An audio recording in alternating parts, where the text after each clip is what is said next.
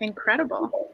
Okay, so we are now live, and all of us are here today to talk about an important issue that is affecting a lot of the people in our communities, and it's something that's called the digital divide, and it has to do with access to technology and how this has been worsened with the current climate of COVID and a bunch of other things that are underlying this issue.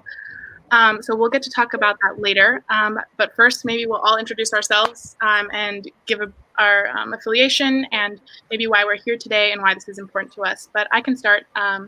My name is Paulina. I am a recent graduate, and I am actually part of the Latino Coalition of Los Angeles, part of the Youth Development Committee. And we are trying to tackle this issue of the digital divide because we see that a lot of students are being affected with this. So I'm excited to talk about that today. Hi, everyone. My name is Jose Di Darlu. I am a professor at Cal State LA. My background is in child and family studies. My research emphasis is on youth, their self-efficacy, civic engagement, and I'm a proud member of Latino Coalition, and specifically working with the Youth Development Committee. As an educator, I see a great need to support children of color and our youth with their academic, with their education, and that's why I'm here, and I'm excited to have this conversation with you guys. Hi everyone, my name is Magitsli. I'm a student organizer. I work with Comadre and also an organization called Our Turn that does student advocacy, and also am a recent transfer to UC Riverside, so I will be there in fall. I'm really excited to be here with y'all. Hi everyone, my name is Roxanne Nazario. First and foremost, I'm a parent of a rising 7th grader. I'm also a blogger with La Comadre, have been on some of these live videos, and I'm also a parent engagement coordinator with Speak Up, and I work out of the San Fernando Valley.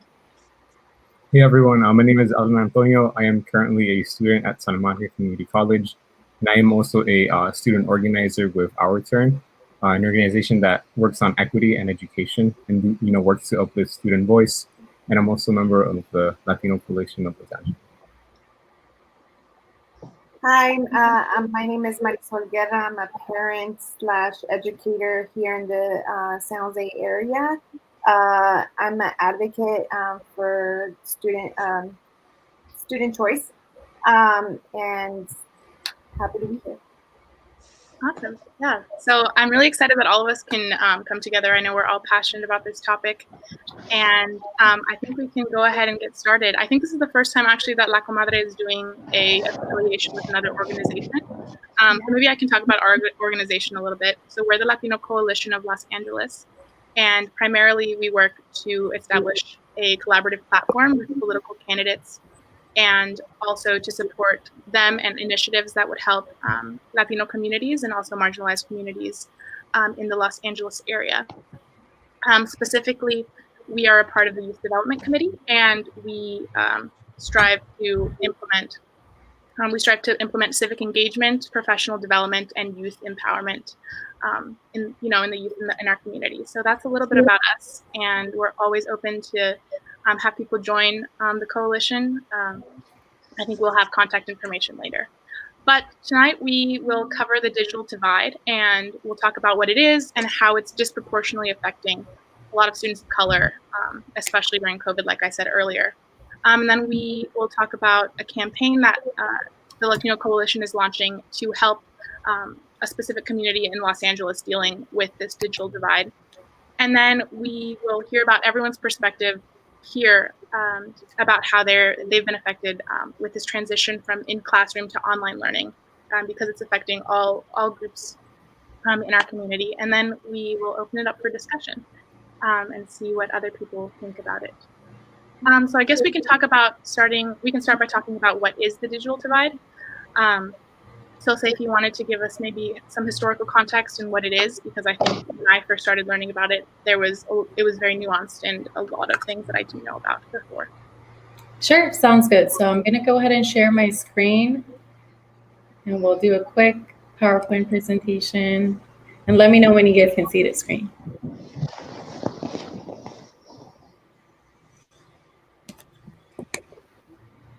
Can you see it? I can't see it. I think it's loading. Now we can see it. Okay, perfect. So yeah, let's go ahead and talk about some historic context as to why we integrated technology in our education to begin with. And as a result of that, now we're experiencing digital divide in some neighborhoods when it comes to education. So let's get started. So to begin with, why did we integrate technology in education? To put it in simple words, integration of technology was expected to revolutionize teaching and learning. So we did that with a great interest at heart so that students could thrive academically. So let's look at some time frames and historic timeline as to what was integrated at what era and what period of time, and how did that later affect our students and our educators. So when we're looking at 1920s, 1950s, 1980s, those were the times that we introduced radio, television, and film in our educational settings. And it was thought that each of them would open up classrooms to the rest of the world and revolutionize education.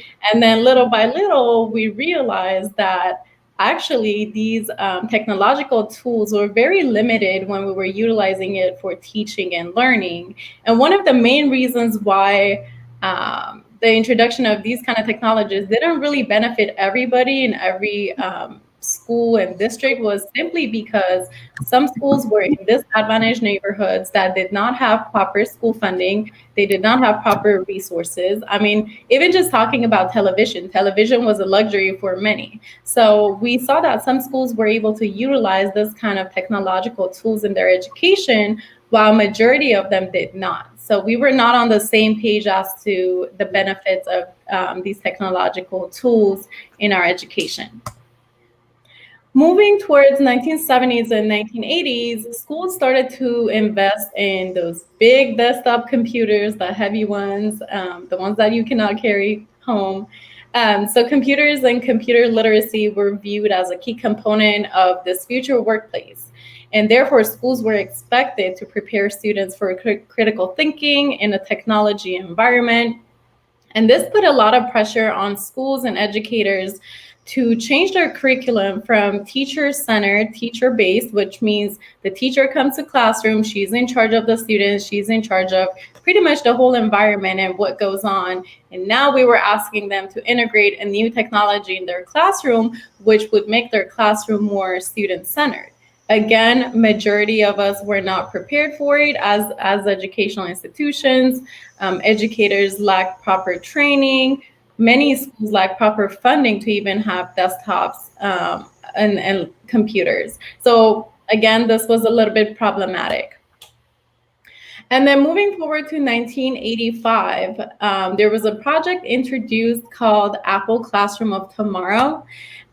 This project actually started in Oregon with one classroom, and pretty much researchers in the educational field, policymakers, they wanted to figure out if we were to give access to teachers and students for the entire day, anytime, whenever it's convenient to them to use a computer, how is this going to affect the educational system? How is this going to benefit students and educators? Initially, when the project had started, it wasn't really that successful. And again, the idea was to transition from teacher-centered model to a more student-centered, so the student could have freedom. She or he could be more independent with their education. And it didn't work out at the beginning because some families had issues with the project, thinking that we have our children go to school because we want them to be educated by an educator as opposed to computers and laptops and technology. Again, we had the issue of funding. We had the issue of not having the proper resources. So again, it was done with a good intent at heart, but it wasn't successful at the beginning. So it became challenging for many school districts and teachers to be adaptable to this kind of project. And then we move forward to 1990s and the information age, right?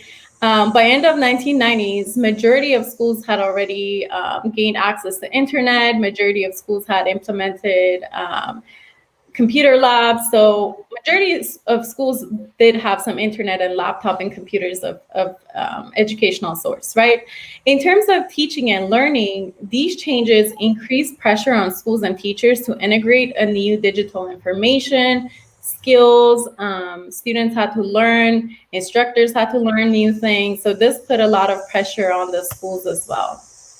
So what's really interesting is that when we're looking at how does the technology or digital devices benefit our schools even to this day, some research has identified that teachers in low socioeconomic schools use technology, but the way they use technology is less meaningful and it's less supportive of critical engagement with information.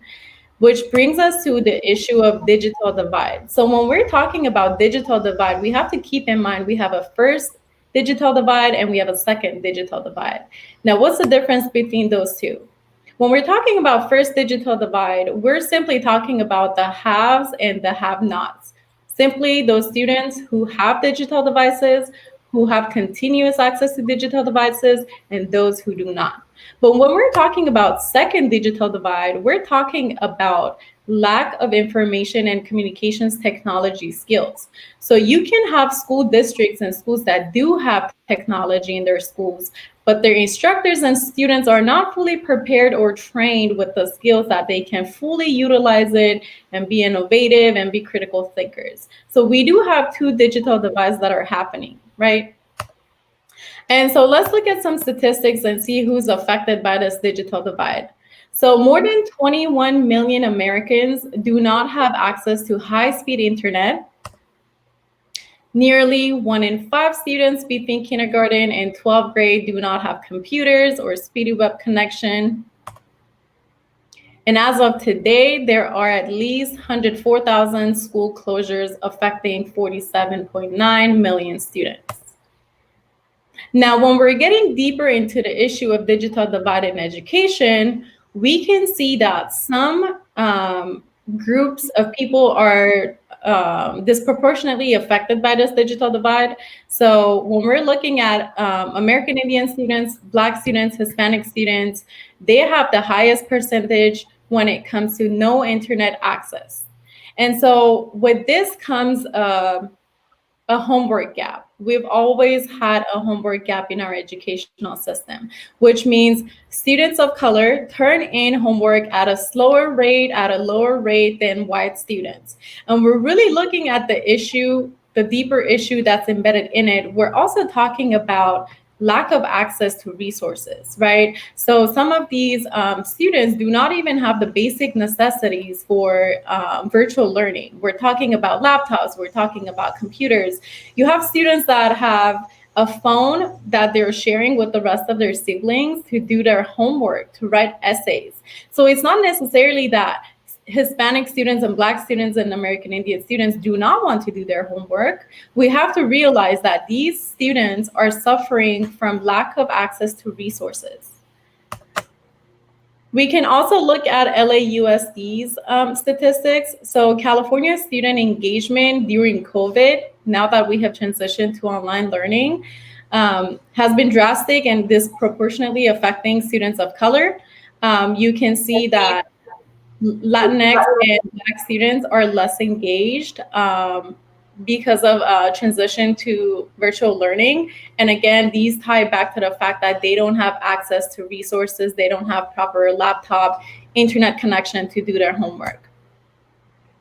Now, when we're looking at poverty level and we're looking at income, it's also no surprise that students who come from poverty levels, low socioeconomic status, are highly affected with the transition to online learning as well. So if you're looking at this picture right now, 26% of students who are affected with this, the transition to virtual learning, are coming from below the poverty line. So there are some major reasons as to why there's a gap in digital divide in education. So this was a study conducted in 2015, and the researchers asked households, why don't you guys have internet access? and top three reasons why as to families did not invest in broadband internet connection was: number one, it was too expensive for them; number two, families did not see the need for it; and number three, lack of computers or anything of that nature that they would have to utilize to use internet. So when we're talking about digital divide in education, it's really important to look at the bigger picture. One of the reasons why we're actually suffering from this gap is really tying back to redlining, and specifically cyber redlining. And what that means is that broadband companies do not serve every single neighborhood. That's considered cyber redlining. Now, the good news is some companies have pledged to support students and provide, low internet fees and waive the late fees, or even provide internet access and laptop to students that really need it. But the problem with that is that those companies serve the neighborhoods that already have service happening within the neighborhood. So really, if you're looking at this, we're really looking at the issue of redlining, and we're looking at the consequences of redlining with housing discrimination, and how specific neighborhoods did not receive the proper resources, the proper funding, the proper broadband lining in their neighborhood to be able to get these services. So yes, it's important for companies to pledge and support students with their learning. But again, we see a big issue here. Not all neighborhoods will provide those free services simply because they're not serving those neighborhoods to begin with. So this is just a quick overview as to why children of color are disproportionately affected with the divide in education. And the reason why we're doing the work we're doing is to educate communities on it, and to make sure that we're able to support them and provide the resources that they need, so that we can close a little bit of this educational gap. Yeah, thank you for sharing that. So yeah, Sure. actually, in the blog post that one of the members from the Latino Coalition, Ingrid, wrote for La Comadre, she talked about in the Watts area that AT&T is the only internet service provider. So the other internet service providers that are offering personal hotspots, the students can't take advantage of that, even if they wanted to. So Yeah. I think that cyber redlining was something that affected these students so drastically. But yeah, it's also insane to think about how students of color are being disproportionately affected by it, because I think there's a statistic that this year that 1 in 3 students don't have internet access in LAUSD, which with COVID, the LAUSD has tried to provide hotspots for these students to have access to internet, but I mean, I can imagine that that's very challenging. It is. And also, it's important to keep in mind is that some companies are providing services that are on a cheaper scale as opposed to it being free. But at the same time, you have families that have so many responsibilities with finances, being frontline workers. Even though it might seem like it's a cheap option for them and they should be able to receive the services, I mean, there's so much within the issue that it might, $20, $30 might seem nothing to us, but then when you're talking about specific groups of people who continuously have to work overworking hours, and if they, just there's just so much in the picture that you have to keep in mind, is that even though these services are being offered, that doesn't mean everybody is going to benefit. Even though it might seem that it's cheap and affordable, that's not the case for every single family. Right. Yeah, and also providing internet access is only like the first step. There's so many other things that take part in this problem, and there's also such a big learning curve with people who have never had to use computers before, and having everything around them, like Zoom meetings, to communicate with people at work, and everything is online. And a lot of people don't know how to use that, and have never had a need to use that. So yeah, it's brought up a lot of challenges. Definitely. Absolutely. Yes. So thank you so much for bringing that information. I think there's like you guys have said, just really want to echo that there's just so many issues that this pandemic has really brought for so many students of color. And I think it's really just bringing to light all the inequities that have taken place throughout these last years and really throughout these last few generations.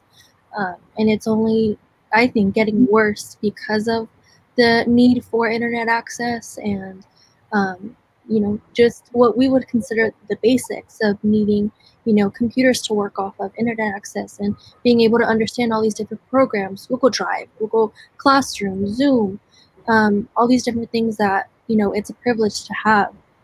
So thank you for bringing all that. I'm very, very appreciative.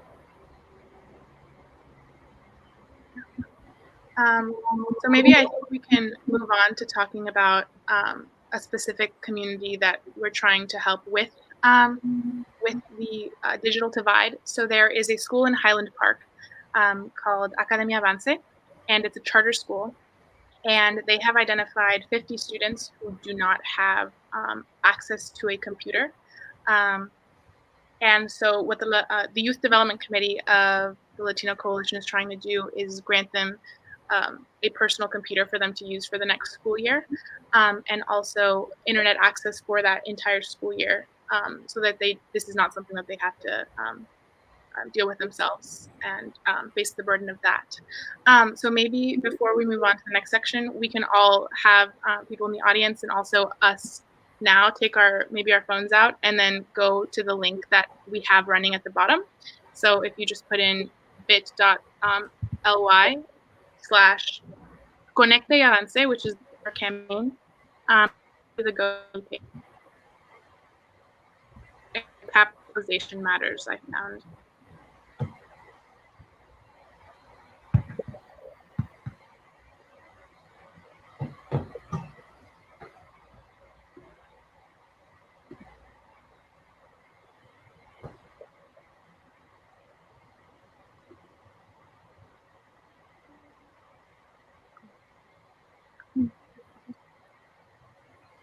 Yeah, so here we have our GoFundMe page, and the $14,000 is our goal that we're trying to find through the GoFundMe, but also with maybe companies that would sponsor us. We're reaching out to a couple companies that would be able to provide access to the internet and provide hotspots for these students who do not have access to a computer. But that's what we're working on and have been working really hard for the past month in trying to start the campaign.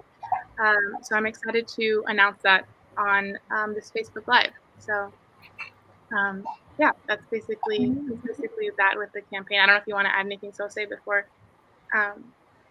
we let McKeesley take over. I mean, I was just going to add once again that it's really important to support our students now more than ever. We have been experiencing this digital divide in education for a long, long time, but now we're seeing it more than ever. And for those who are actually in positions that they can contribute or support or connect us to any organizations, any individuals that we can assist the specific students who predominantly serve children of color, is just really, really important. This is just coming from me as an educator, as a researcher, someone who works with these families on a daily basis. I truly see the need for them. So it's just really important for us to be able to give back if we're in a position to do so. Right, and giving these students a computer not only affects the students themselves, but it also affects the entire dynamic with their parents and with their teachers and their involvement in the classroom. So I think we can hear about that with the three perspectives that we're bringing on with how everyone in this dynamic is affected by the transition to online learning. Yeah. Yes, so I'm not sure if we mentioned at the beginning, but both Alan and I are students, and Roxanne and Marisol are parents, as well as Marisol and Sose are educators. And so with all these perspectives, we really wanted to share just kind of how we've all been affected and how this new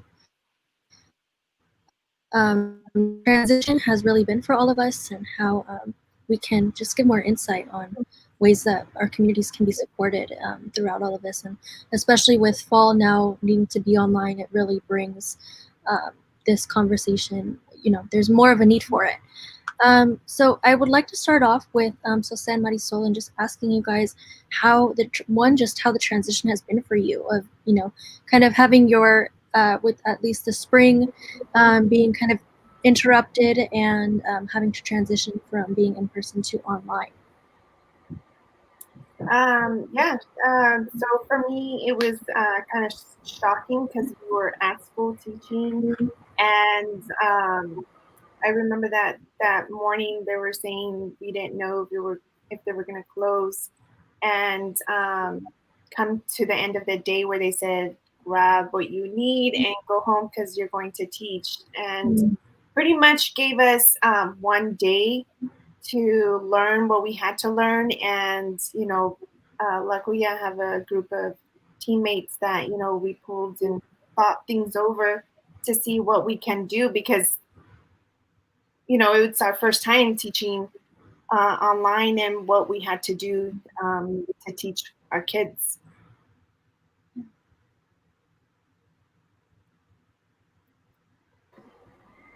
The transition for me and the students being affected by the virtual learning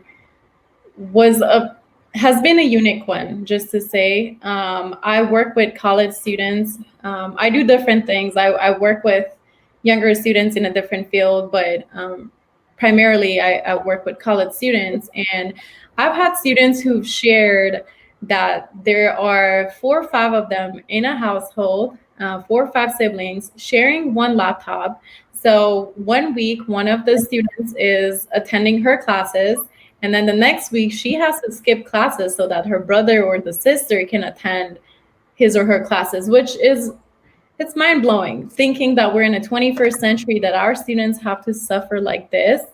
It's really mind-blowing. It's really saddening. But it's also what's really important to discuss as well is the challenge that educators are facing ever since we've transitioned to virtual learning. So this has really affected both students and teachers. A lot of times, the society does not understand that there are different trainings and skills that are needed to teach a face-to-face classroom versus an online classroom.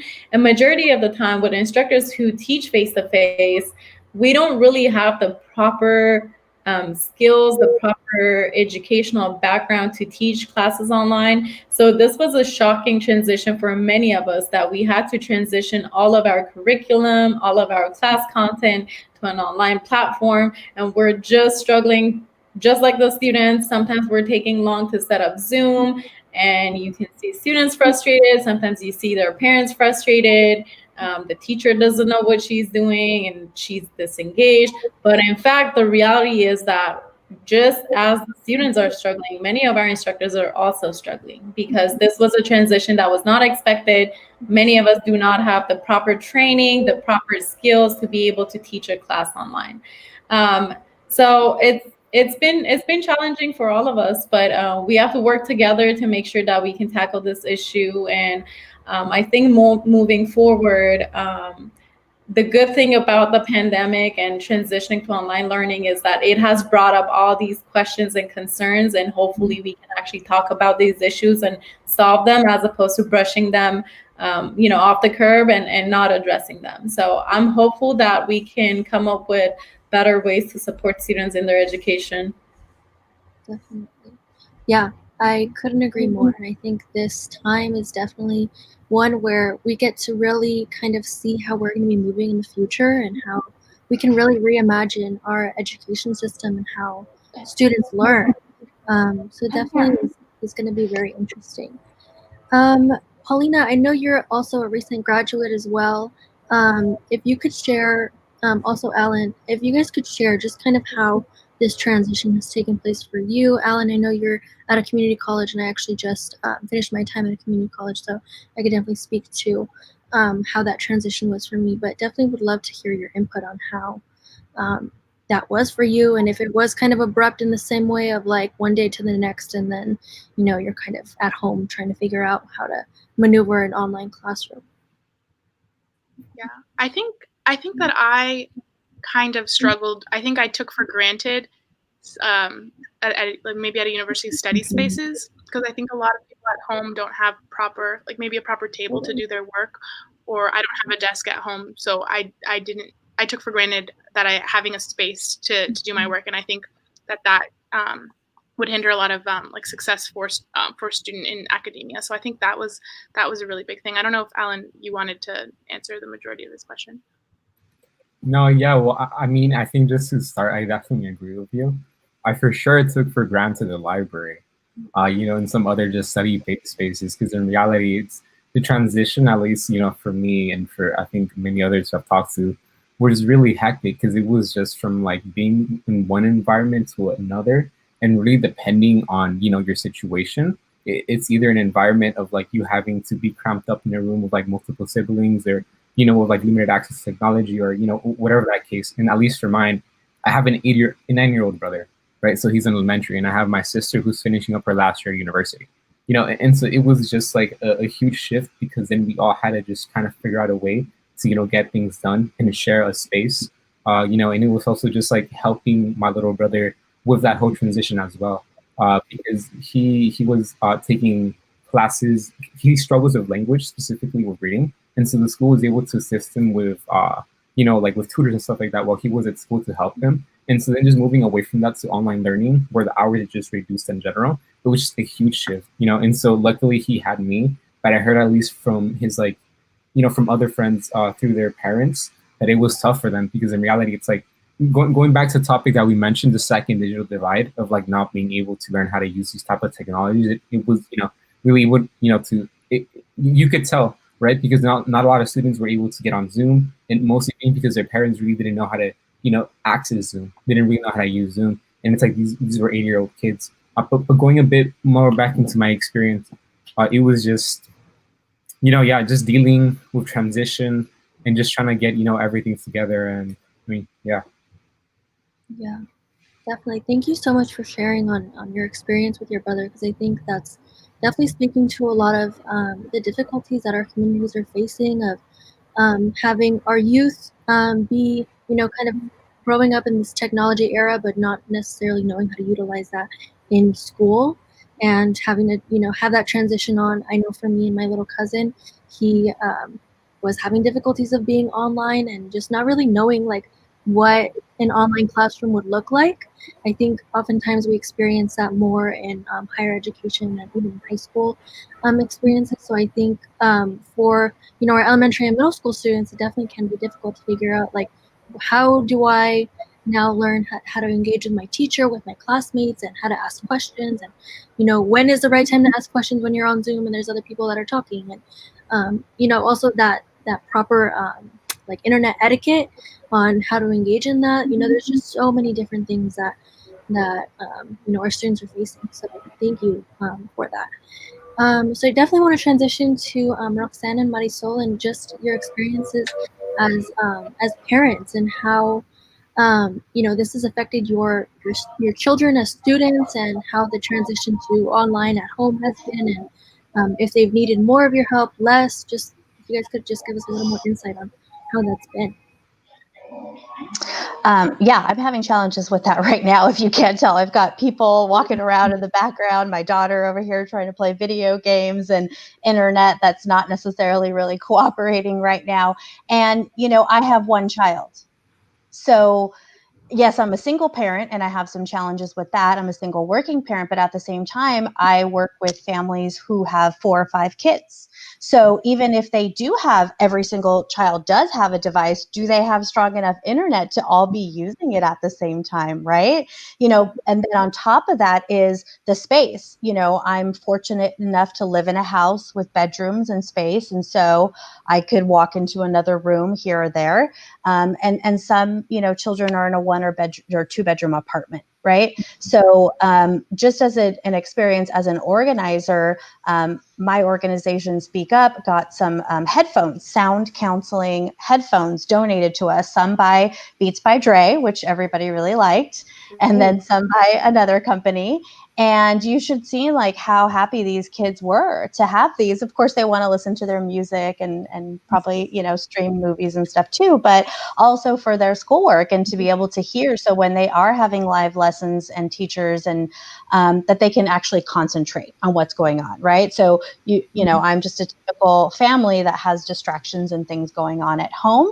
And I have some privileges and things that other people don't have. So, you know, those are the things that I hope people really consider when they think about what the experience is going to be like for distance learning in the fall and what have we learned from the spring.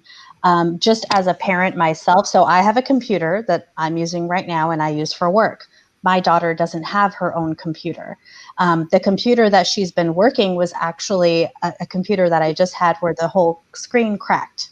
And so she's actually been using computer with a cracked screen for the 3-4 months that she was doing distance learning. And I kind of just realized, okay, I don't think we're going to be able to do this for the fall. I'm going to have to tell the school, like, we need a Chromebook too. But I wanted to be one less parent that they needed to provide for. But you know what? At the same time, I am a single mom and I need that help too. And so when we go back to school for the fall, she's going to need a Chromebook to be able to do her assignments because the broken computer is just not going to cut it anymore. So, you know, those are the little things that maybe people aren't thinking about, and large school districts like LAUSD are not taking into consideration that I'm happy this conversation is bringing awareness to. And one thing that I do want to mention is that, you know, I think in smaller environments where, you know, like charters that you do get the small classrooms, it is, you know, in a way you are able to kind of get that support, whereas for the larger school districts, you may not be able to, you know, go directly to the school. It has to be a whole process and can take so much time. And Roxanne, I know you've mentioned before that although your daughter's school was prepared for the transition to online, it still took a while for them to get all the equipment and get everyone to be able to fully be transitioned. Right. Yeah. They, my daughter's school gals actually took inventory early. So I kind of, as a parent organizer that works with LAUSD, early in the week, before they started closing down, all my meetings started getting canceled. So I was like, okay, I see where this is going. And I actually took my daughter out of school a week early. And I was like, you guys do everything on Google Classroom anyway. Why can't we just do this from home? I have a vulnerable grandmother that I take care of, and I don't want to take any chances getting anything that she could get. And so I actually like locked down my family a little early. And my school took inventory early. And out of 300 girls, we had about 50 girls that didn't have a device and or Wi-Fi at home. Right. So 50 out of 300 is a pretty significant number. And so they went ahead and started ordering laptops and hotspots, I think like on March 4th. So schools shut down. They made the decision on March 13th. But even though they were ahead of everybody, because once the demand rolled in from all the other schools, our order got back ordered. So we had no advantage in being ahead, right? Yeah. So our order still got back ordered, and students had to wait, I think, about maybe 2 to 4 weeks to finally get those devices and those hotspots that the school had ordered early. But we were still able to get them to our families, right? As a charter school. Now, as a district school in LAUSD, I heard stories that, oh, the computer is locked in the lab and we don't have the keys or access to get into it, right? So that's the bureaucracy of a large school district, second largest in the country, that doesn't even know who to contact to go get into a room where the computers are locked. So charter schools, I think, did have the advantage of the autonomy and the independence and the innovation that they were able to step up. Not saying no district schools did. There were plenty that did. But I also heard stories like that of just the computers being locked in a room and nobody could access it. So those are the kind of things we need to figure out. Totally. Marisol, I know you're based in San Jose, but I would love for you to share your perspective of how that transition has been for you and for your student, and just any difficulties that you've faced in this time. Yeah, for me, it was a little difficult because I do some teaching. As far as I work with the online programs, so I do a lot of troubleshooting and helping parents how to log in.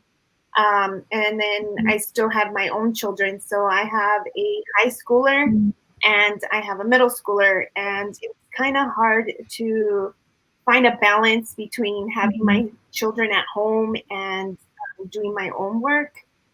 So I kind of just had to, tell them, you have to stay in your rooms, to do your work. As far as their teachers trying to figure out what they were going to do. I know in my daughter that's in high school, she would get assignments but wouldn't do live.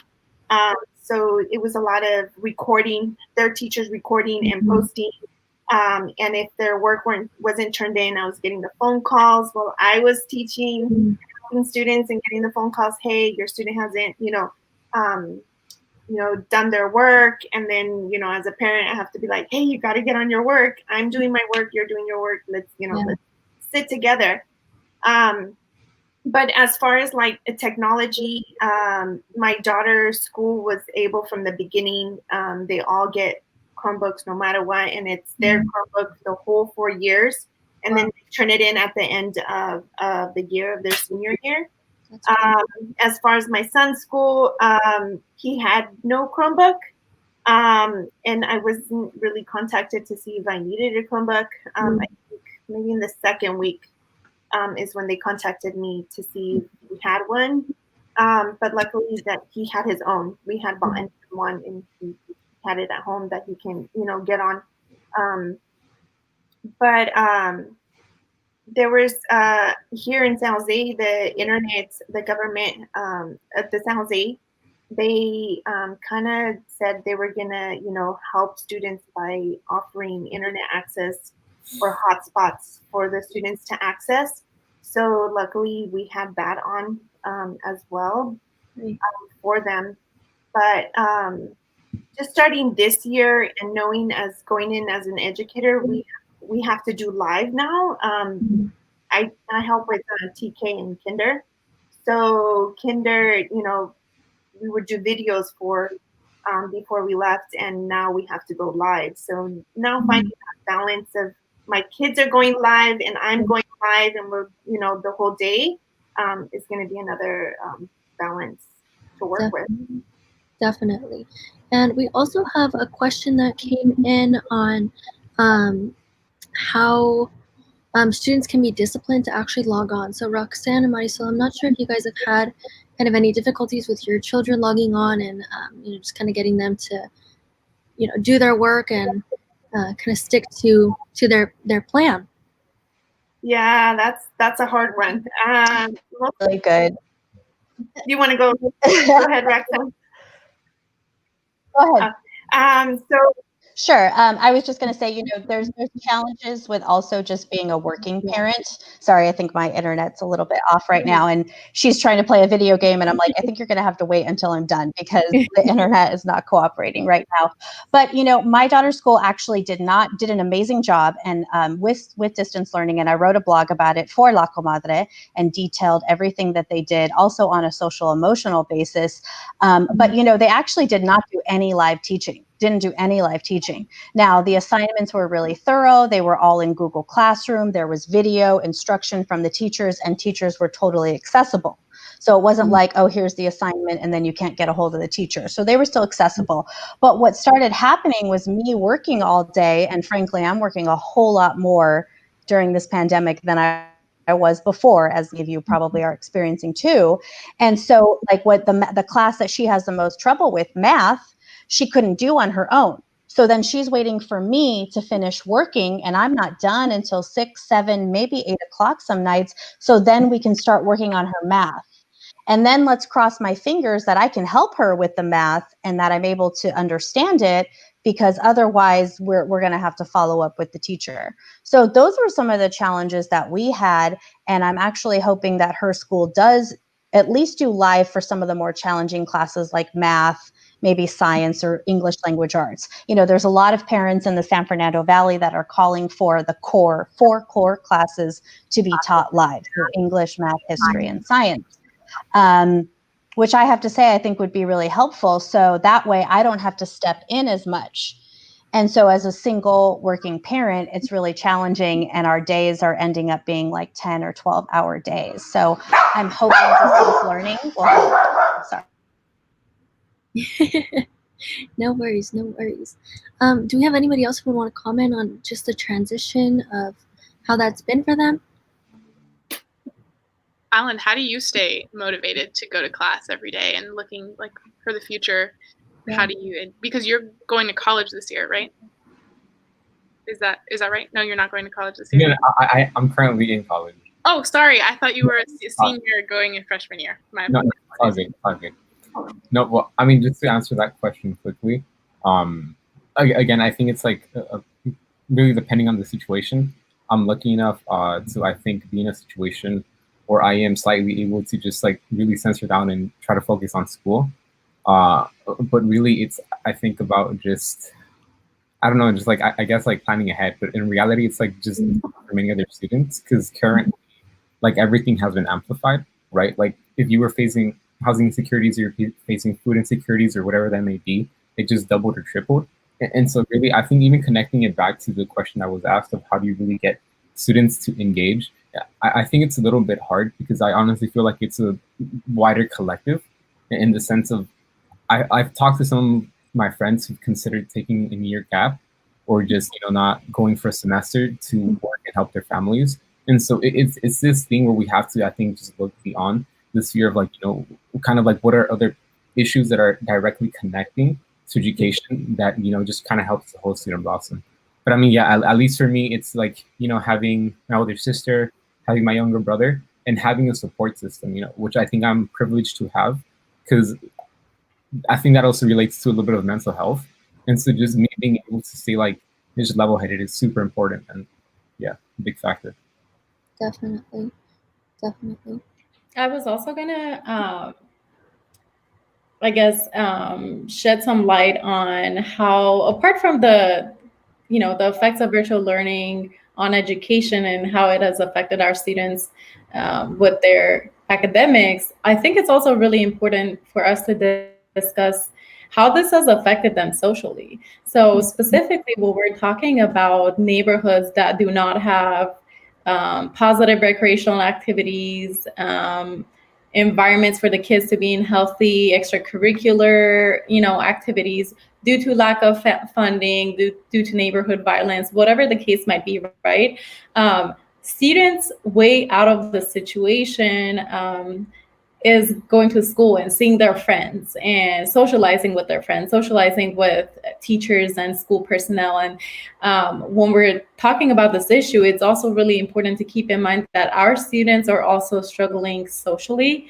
And just to give you a little bit of child and family studies background, a quick lesson. When we're looking at kids and their development, it's really important for us to look at them as a whole child.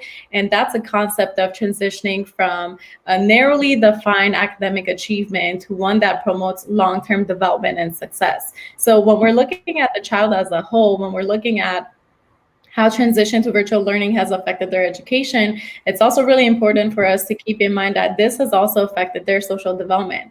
They no longer get to go ride bikes with their friends. They no longer get to go to park and just be kids. So when we're providing these Chromebooks, when we're providing these laptops, whatever resources they need, that not only affects them positively with their education and their academic success, but this is also a gateway for them to be able to maintain those social interactions with their peers and teachers that they are missing out due to the pandemic. Yeah, definitely. Marisol, I would love to get your input on how you know, you and in your classroom, you guys have tried to maintain that social interaction, being that you're in TK and kinder.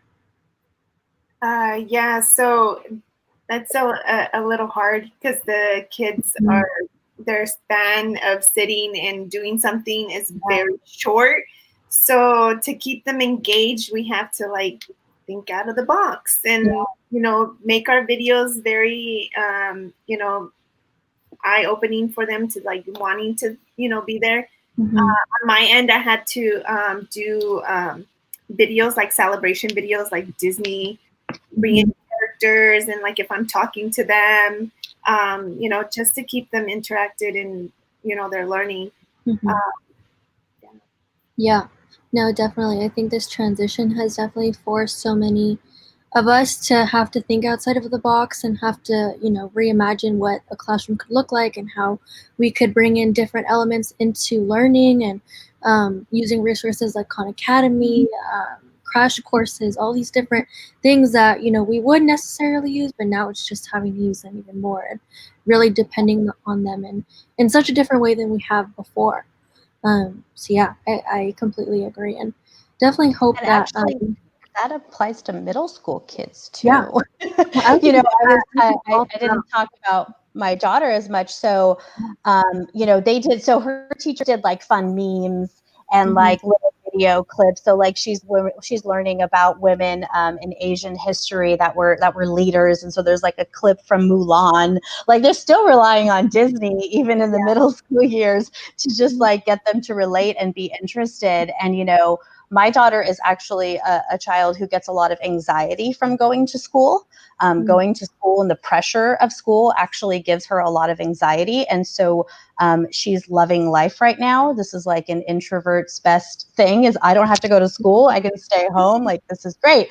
But no, you actually have to still do your work, right? So and the other thing that with my daughter is she's really good about getting her stuff done, but she tends to just want to rush through it and get it done. So I don't have to force her to do her homework. But she also just kind of rushes through it. So I have to go back and really be thorough and check. And actually, I would say that her grades with the one-on-one time that I was giving her grades actually went up versus going down with distance learning. One, because of the anxiety and the social pressures not really being there. And I think she just works better one-on-one. But at the same time, when you do have social anxiety, you also have to still be in some kind of social situations in order to get over that and overcome that, right? So she might be happy right now, but it's also not going to help the social anxiety part when it is time to go back and deal with, you know, your peers and teachers and stuff like that. So, you know, you have kids everywhere, some that like need that social interaction so bad. And I hear that from so many parents. And then you have my daughter that's like, I don't miss anybody. But at the same time, they still need it, whether they really realize it or not. Of course, it's healthy to have for that whole child that you were just talking about. So, yeah. Yeah, definitely. My daughter's like from being in high school, you know, having that relationship with your peers and not having it anymore and just doing it over the phone. And it's like, when are we going to go back to school? And I'm like, I don't know when this is all over. And so it's, you know, it's there. Even my son, my son is more like Roxanne's daughter, like, I don't really have to be in school. You know, I'm okay at home because then he has more time to go on his video games. So he's okay with it, but my daughter's more that social butterfly. Definitely. Yeah, my daughter's kind of a tomboy, so that makes sense. That's she wants to just chill and play video games and draw. She's very artistic, so she could just spend all day drawing. Yeah. That's awesome. Now, I think this last question is really for all of us and for all of us to think about, like, what do we think are the resources that need to be implemented so that students are kind of given that same opportunity that, you know, their white counterparts may have? And Roxanne, you touched on, you know, giving your daughter kind of that extra assistance of looking over her work and making sure that it's done correctly. For those students who may not have that and their parents are essential workers, and there's just a lot of other things in our communities that our communities are facing. So what would be like the advice for those parents and households that may not be able to give their students that one-on-one attention and making sure that they also are following up on their work and that they're also not falling behind? Well, actually, that's a really good question. You know, I do have the privilege of being born here, of going to school here. Even though my father is an immigrant from Argentina, he was able to still get a good education and get a lot of things that maybe he doesn't realize he was very lucky to have as an immigrant here. And so, you know, I think it's just important. One, I mean, this might sound crazy, but I personally think that Wi-Fi should be free. I think that internet should be free. I think it's a service that should be open to the public, but I'm also a little radical. I also think that electricity should be free since it comes from natural resources. But some people might say that's a little crazy. So that a community like mine on the foothills of the mountains on the edge of LA doesn't only have just one internet option or two internet options. But one thing, if I could put a little plug in that my organization has done, so as a response to the digital divide, we work with a lot of immigrant parents here in the North-South San Fernando Valley, but also in the Southeast. So in Huntington Park, in Maywood, in Southgate. And so we launched a program called iFamily, where we actually trained parents on how to use Zoom, how to use Schoology, LAUSD's platforms, the parent portal, so that they could actually access what are their kids supposed to be doing. For these parents who have maybe never used email, who don't, you know, are not familiar with this, right? There were teachers that didn't know how to use email. So it's not just parents, and parents also, no offense, Marisol, I didn't mean you. Also, the parents shouldn't feel bad. You know, they shouldn't feel bad and they shouldn't feel ashamed, right? And so, you know, we offer a tutoring program in the Los Angeles area. So I know we are focusing on LA a lot, even though La Comadre is statewide, which obviously Marisol up in San Jose, for low-income families in the all over LA. And so we offer tutoring for the training for the parents on how to use different platforms, Google Classroom as well. And then we also have an iTutor program where we are offering 100% free virtual tutoring program through our iTutor program. And I can actually put that link in the comments on the Facebook account as well. And so you'll just, you know, put in your information. This is all grades. And so all of our tutors are volunteer, either retired teachers, retired professionals, engineers. And then we also have a lot of college students that we've created partnerships with, and high schools. You know, a lot of high school students are looking for volunteer hours and stuff. And so this summer, we're actually doing book clubs, reading clubs. For different grade levels. And that's something that we're still doing and completely customized. So if a child wants to go back and review something in math from sixth grade, now that they're going into seventh grade, well, let's use the summer to go back over and review it. You know, obviously this is something that we can only have a certain capacity to do, which is what we're doing it in Los Angeles with low income families that wouldn't normally be able to afford a tutor, right? But how can we get something like this statewide? I think this is something other nonprofits should be looking at. Maybe schools could be looking at, school board members could be offering to their community some type of tutoring program to help students and parents catch up, not just from whatever loss they may have from this pandemic, but to close that achievement gap that existed before the pandemic as well. So I think that's something that more organizations and schools should look at. It's free. You just have to have the capacity and yes, employees to run it. So for me, I was just kind of thinking over what would parents' resources need. Also, parents would need to advocate, advocate for what you need. Because again, you know, schools and staff are not, you know, teachers are not going to know what you need outside of, you know, the school setting. So just by advocating, you know, like Roxanne said, you know, the tutoring, actually the school that I work for, I am the tutor. So if the kids need anything or the parents need, you know, help on like certain things, I'm there to give them that one-on-one or, you know, over the phone, you know, just to help them out as much as we can. Definitely. Yeah, I couldn't agree more. Paulina, Alan, Jose, would love to hear your input.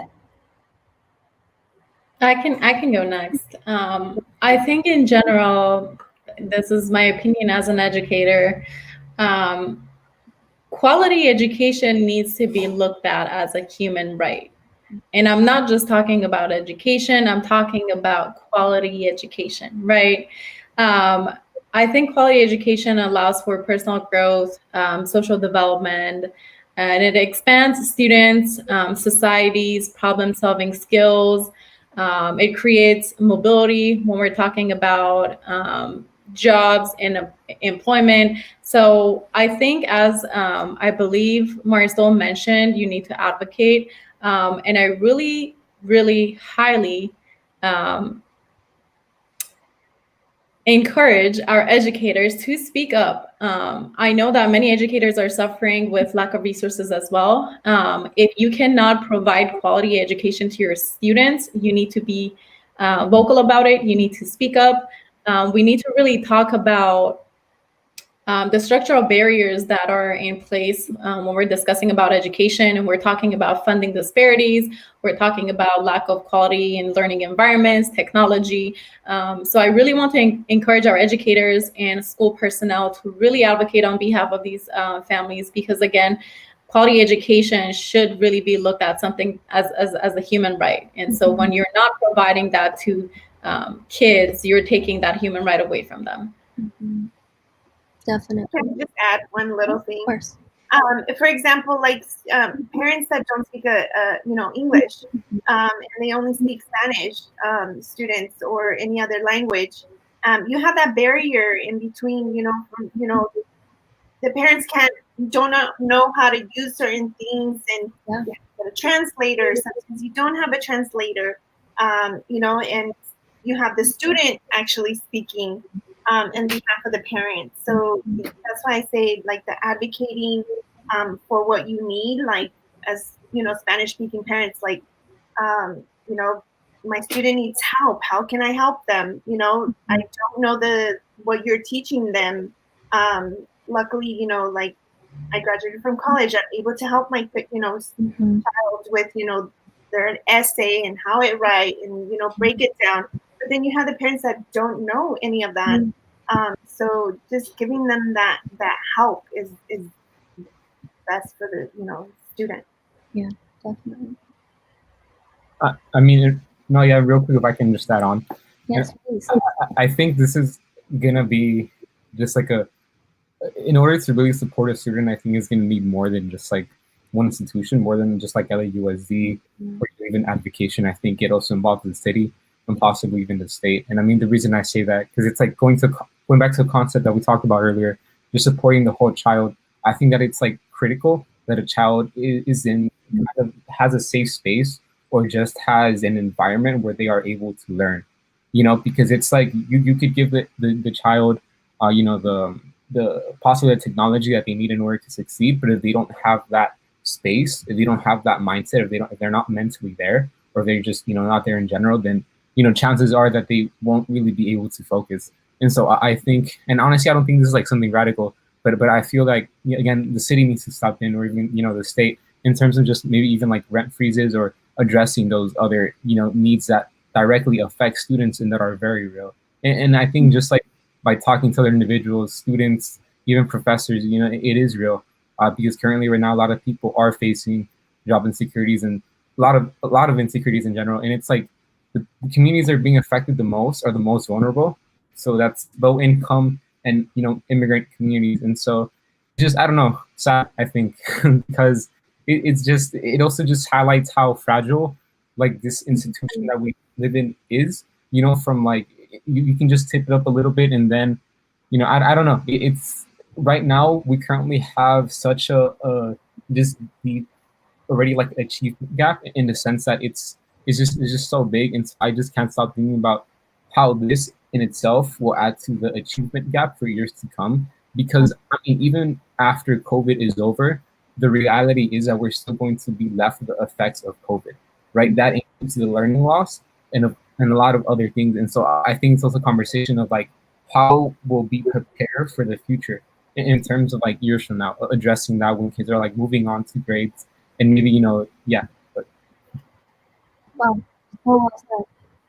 Yeah, that's a very like interesting, important perspective. Yeah, you're definitely very right. I know that we're like going over time, but I really want to thank everyone for coming. But I think like at a fundamental level, like basically everyone it's just equitable access to like resources and knowledge and support is what all these students need. And just at like a structural level, I think this is what we need to start talking about. So I'm happy that we're starting this like conversation. And hopefully everyone learned something today and got some perspectives from other people. But yeah, thank you all for coming, and thank you, La Comadre, for hosting us and having LCLA come on.